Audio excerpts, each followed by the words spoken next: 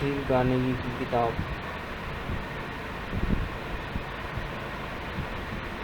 زندگی میں کامیابی کے 7 رہنما اصول کا دوسرا چیپٹر، جس کا ٹائٹل ہے کام کرنے کے 4 ایسے طریقے جن سے نہ تھکن ہو نہ ہی پریشانی۔ تو ویڈیو کا آغاز کرنے سے قبل ویڈیو کو لائک کر لیں، چینل کو سبسکرائب کر لیں اور اپنی بیل آئیکن کو پریس کر دیں۔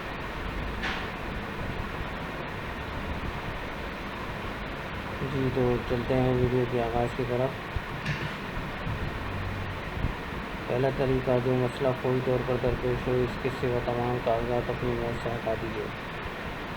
Chicago and north western railway کے صدر رولینڈ ولیمز کا کہنا ہے کہ اپنے میز پر مختلف مسائل سے متعلق کاغذات کا ڈھیر لگانے کی بجائے صرف فوری توجہ کے حامل کاغذات رکھے جائیں تو کام کرنا نہایت ہی آسان ہوتا ہے۔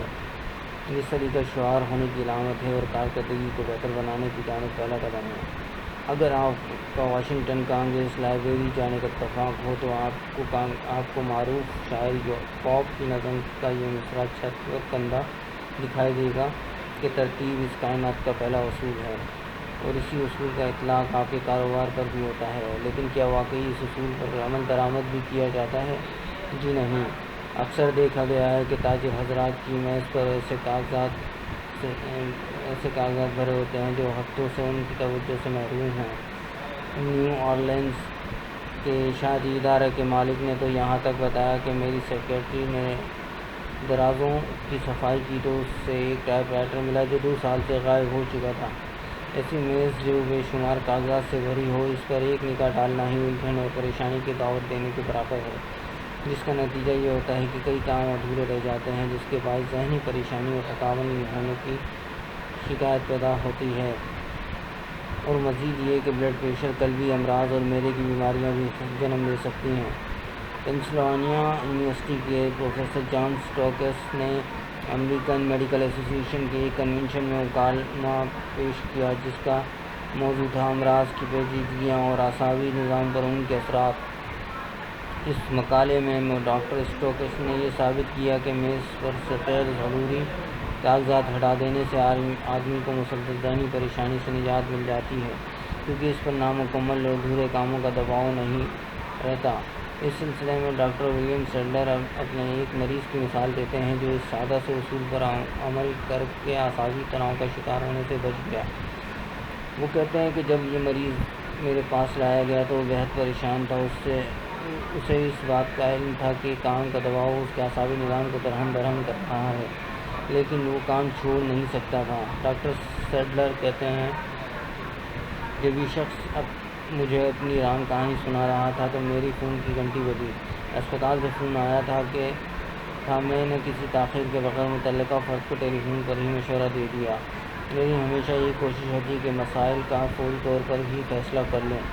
چنانچہ مشورہ دینے کے بعد میں نے ابھی ریسیور رکھا ہی تھا کہ گھنٹی دوبارہ بجی۔ اس مرتبہ بھی ایک اہم اور فوری معاملہ درپیش تھا۔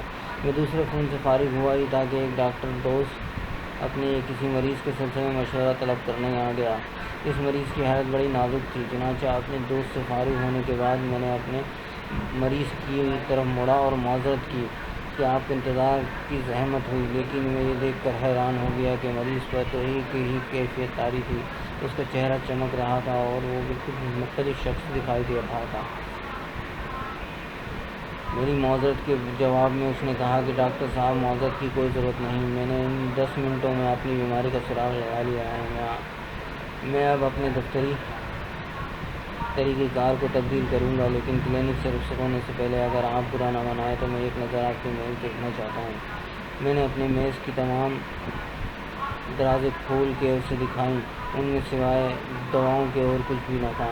مریض پوچھنے لگا کہ آپ اپنے ادھورے کاموں سے متعلق کاغذات کہاں رکھتے ہیں؟ میں نے جواب دیا، میں کام مکمل کر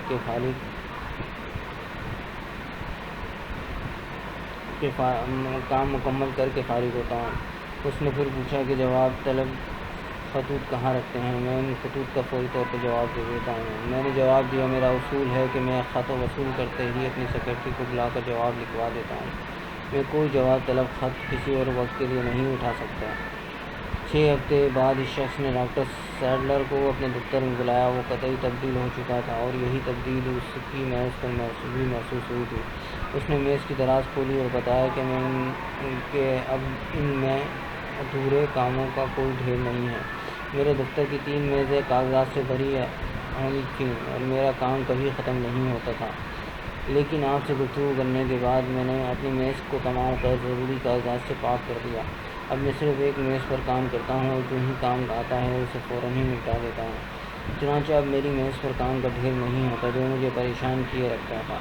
اس کے علاوہ حیرت انگیز فائدہ یہ ہوا کہ اب میں مکمل طور پر صحت مند ہو گیا ہوں اور مجھے اب کسی قسم کی کوئی الجھن یا پریشانی نہیں۔ امریکہ کی سپریم کورٹ کے سابق چیف جسٹس چارلس ایونر ہیوز کا کہنا ہے کہ لوگ کام کی زیادتی سے نہیں مرتے، وہ ذہنی انتشار اور پریشانی سے مرتے ہیں۔ جی ہاں، وہ اپنے پراگندہ ذہن اور نامکمل کام کے احساس کی نظر ہو جاتے ہیں۔ جی تو اس کا دوسرا طریقہ ہے ہم کام پہلے کر رہے ہیں۔ یہ ہم اگلی ویڈیو میں آپ سے